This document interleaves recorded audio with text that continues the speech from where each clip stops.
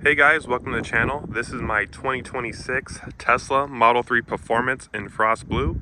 And in this video, we're going to be talking about how much I pay per month on this car, if I did a lease, if I did a buy, if I paid cash. We'll go over all of the details, and I'll also show you guys a comparison of what it's like to do a purchase versus lease and what would be beneficial depending on what you're using the car for.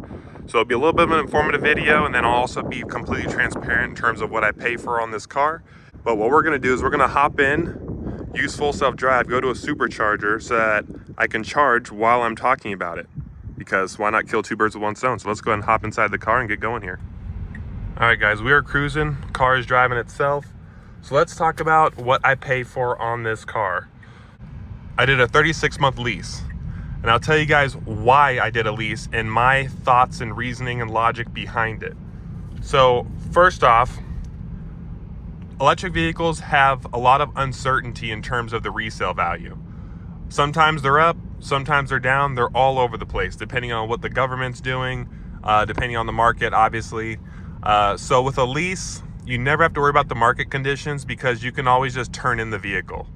And let's say, for example, the EV market absolutely tanks and Teslas are worth nothing, or the government comes out with a bunch of new rebates and stuff and discounts, so now your used car is worth absolutely nothing, right?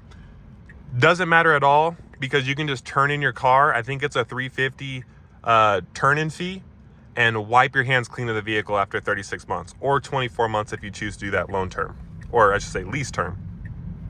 If the EV market is sky high, let's say Teslas are worth a whole bunch of money all of a sudden, which lately actually they have been worth some decent bit of money. Let's say the EV market's high, you can take advantage of that, and if your residual is lower than what the car's worth, you can buy your car and take advantage of the market. Or you can do like what I did on my 2024 Model 3 long range, is I just sold it outright to Echo Park, and they just bought my lease from me, and it was worth more than what my lease payoff was, because your lease still has a payoff and you can pull it online. And I just sold my lease to Echo Park, got out of it early, didn't have to worry about any sort of mileage overage or any sort of fees or anything like that. Not that there will be any, but you don't have to worry about nothing. Got rid of the car and got money back for doing it. So I love having the option where if the market tanks, it doesn't bother me at all. If the market goes up, I can take advantage. With a lease, you can do that. With a purchase, you're stuck with that car no matter what. So if the market tanks, then you're screwed. You signed up for 72 months or whatever, and you are locked in for that amount. You know, you can always sell it early, but then you'll have negative equity, this, that. So I love not having a long-term commitment. It works for my buying cycle. So my buying cycle is I buy a vehicle every sometimes every year, but I buy a vehicle every 2 to 3 years. So a lease works perfect for my buying cycle, especially in terms of a daily driver, because I might swap out my Supra or my M2 or something. Well, I've had the M2 almost 3 years, so I've kept that one for a while, but I might swap out one of those cars, but still have the Tesla daily driver. And every 2-3 years is perfect. Technology changes, new body style comes out, new technology comes out. It's perfect because I'm always in the market for a vehicle every 2-3 years. And that's what I want anyway. I don't want to drive around an old raggedy car. And nothing against people that like to just buy their car and keep it. That's fine. I'll get into that later. But for me, I like having a new car. I like having the fresh, new version of what's going on. So again, commitment 2 or 3 years versus 5 or 6 years like a loan term. You also have a lower monthly payment typically when you do a lease. My lease payment on this car is $677.69. And I put down $3,500, and I had an additional $500 Tesla loyalty credit, so it's equivalent to putting $4,000 down. And my lease payment's $677, and I have 35 payments remaining, because when you do your down payment and stuff, you pay the first month's payment there. So I have 35 payments left of $677. And I love having that lower initial payment because my monthly payment, if I were to finance the car, even at the 0.99 special rate with $5,000 down, my monthly payment would still be $808. So my payment would be higher, and I'm locked into, like I said, a 72-month loan term. At 0.99 is great, by the way. So if you do plan on buying your car, take advantage of that 0.99. You have to put some money down to get there, but take advantage of it. But for me, I don't want to be locked in that long. And plus, again, electric car resale value is all over the place. I don't want to be stuck with a car that's worth nothing. Another thing too, typically a lease, you can put less down and still have a lower payment. So for example, I put $3,500 of my own money and then technically $4,000 total down. On a purchase, to get the 0.99 financing, at least with the sales taxes here in Nevada, it requires you to put $5,000 down. So again, you put more money down and still have a higher monthly payment. If I love the car, I can buy it for the residual value, right? If I absolutely love this car and I have sentimental value or whatever, or it's worth a bunch of money, I can always buy the car at any point in time. I can buy it whenever I want. I can buy it now if I wanted to. So I have more options with a lease. Or again, 3 years goes by, you want to get something else, you can just get rid of it and not wipe your hands clean of it, as long as you don't go over mileage. So I'll talk about that as well. So with a lease, you can pick, at least with Tesla, 10,000, 12,000, or 15,000 miles. Pick whichever one you think will work best for you. I picked the 10,000 miles because, again, I could possibly get out of the car early and sell it early to where I don't have to worry about a mileage charge anyway, and you pay less per month when you pick lower miles. So for me, it made more sense to pick the lowest miles, and then I can adjust my miles as I go. I have 2 other cars I can drive, so I don't have to pile all my miles on this one. I will tell you this, because I keep everything honest with you guys. The purchase would be better if you drive more than 15,000 miles a year, if you plan on keeping your car till the wheels fall off, then the purchase is the better option for you. Take advantage of the 0.99%, pay your monthly payment, and just enjoy your car. And then you'll have it paid off in 6 years, which is a long time, but you'll have it paid off in 6 years. And then boom, now you own your vehicle. Now it's going to be a 6-year-old Model 3 with most likely 60,000 miles or so on it. So it's not going to be worth all that much money, but at least it'll be paid off, right? Another reason to do a purchase is if the lease special sucks. So right now, I'm filming this video on July 30th, 2026. If the lease is absolutely horrible like it is on the Model Y Performance, then it might make more sense to do the financing, especially if there's a low APR like a 0.99. It might make more sense to finance a car like that if the lease special is horrible. So my goal with a lease is to always be between 1 to 1.3% of the MSRP.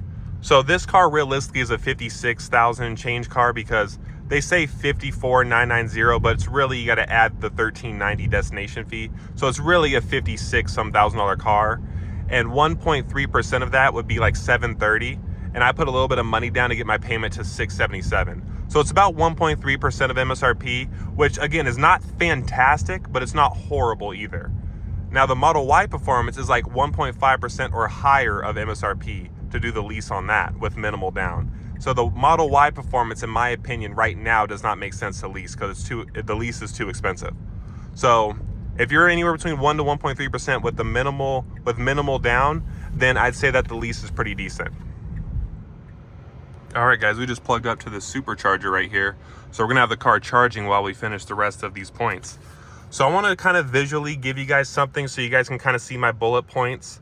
I'm gonna show you guys my notes here. So obviously the uncertainty about the resale value, no long-term commitment, lower initial down payment, lower monthly payment, and having options at the end.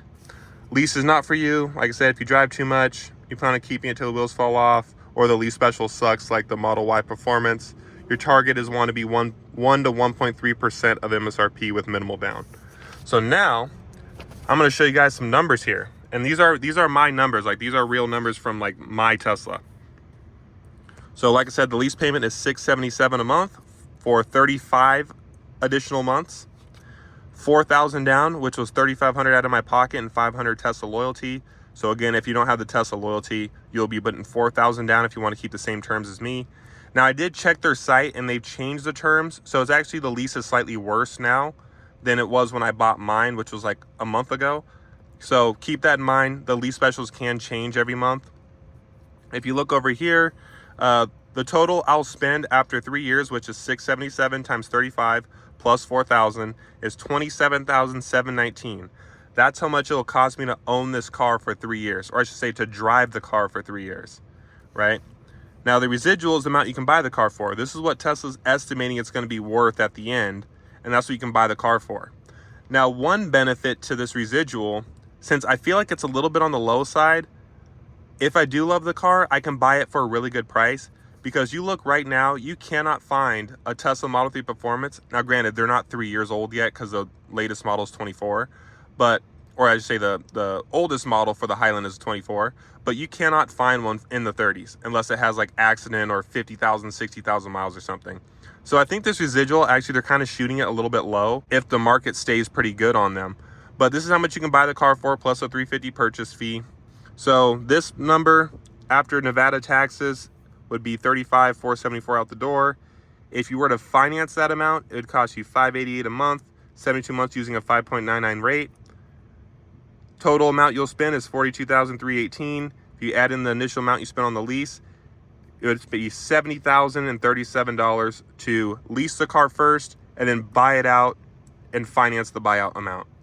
Now, that's why I think buying out the lease doesn't really make sense if you plan on keeping the car long term, because you'll ultimately pay more if you lease it first and buy it than if you were to just buy it from the beginning. And let me tell you why.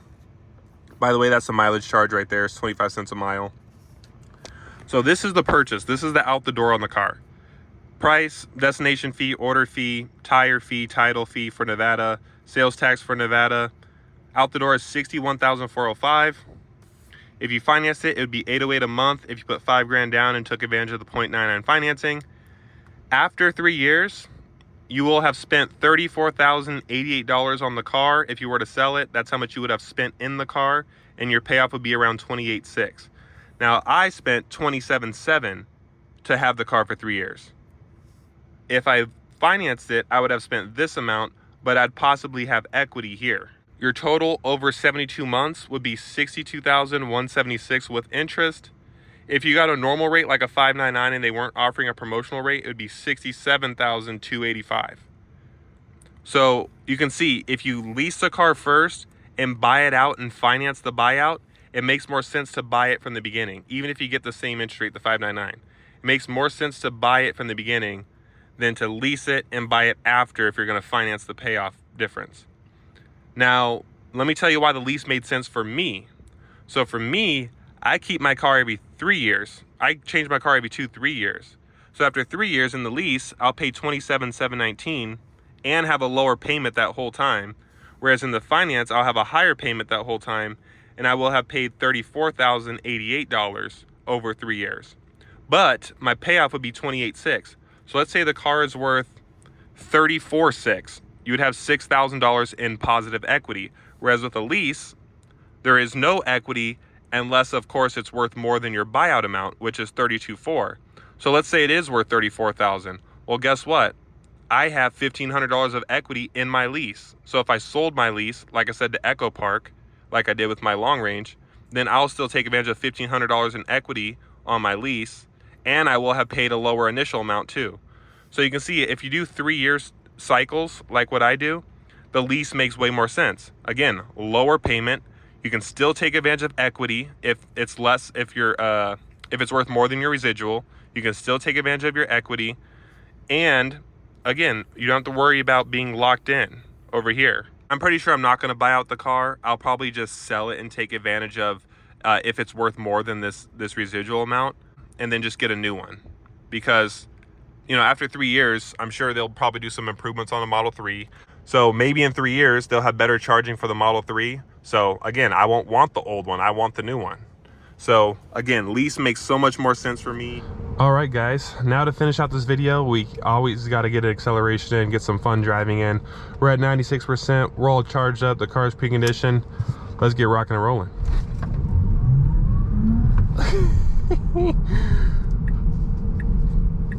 Oh, that's fun.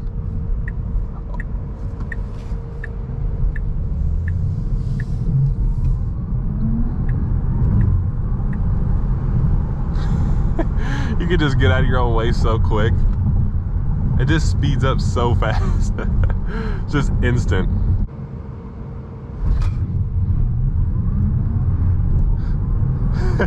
Oh my gosh, this car just does not get old. Like, how is that going to get old, being able to just take off that fast, being able to point and shoot? If you want to get over real quick, you just get over real quick. Well, I hope you guys enjoyed this video. If you did, give it a like, subscribe, share your thoughts in the comments below, and let me get around these people real quick.